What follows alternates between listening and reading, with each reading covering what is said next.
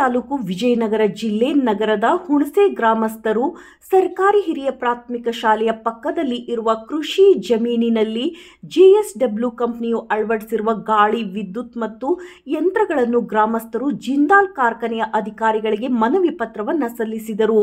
ಕೂಡ್ಲಿಗಿ ತಾಲೂಕು ವಿಜಯನಗರ ಜಿಲ್ಲಾ ಗುಡಕೋಟೆ ಹೋಬಳಿಯ ವ್ಯಾಪ್ತಿಯಲ್ಲಿ ಬರುವಂತಹ ನಗರ ಹುಣಸಿ ಗ್ರಾಮದ ಸರ್ವೆ ನಂಬರ್ 629/631 ಜಮೀನಿನ ಪಕ್ಕದಲ್ಲಿ ಇರುವ ಸರ್ಕಾರಿ ಹಿರಿಯ ಪ್ರಾಥಮಿಕ ಶಾಲೆ ಇರುವುದರಿಂದ ಶಾಲಾ ಮಕ್ಕಳಿಗೆ ವಿದ್ಯಾಭ್ಯಾಸ ಕಲಿಯುವ ವಿದ್ಯಾರ್ಥಿಗಳಿಗೆ ಫ್ಯಾನ್ನಿಂದ ಹೊರಸೂಸುವಂತಹ ಗಡಗಡ ಶಬ್ದ ಕೇಳಿಸುವುದರಿಂದ ಪಾಠವನ್ನು ಕೇಳಲು ಮಕ್ಕಳು ಆಸಕ್ತಿಯನ್ನ ತೋರುತ್ತಿಲ್ಲ ಮತ್ತು ಶಾಲಾ ಶಿಕ್ಷಕರಿಗೂ ಸಹ ಇದರಿಂದ ತುಂಬಾ ಕಿರಿಕಿರಿಯನ್ನ ಅನುಭವಿಸುತ್ತಿದ್ದಾರೆ.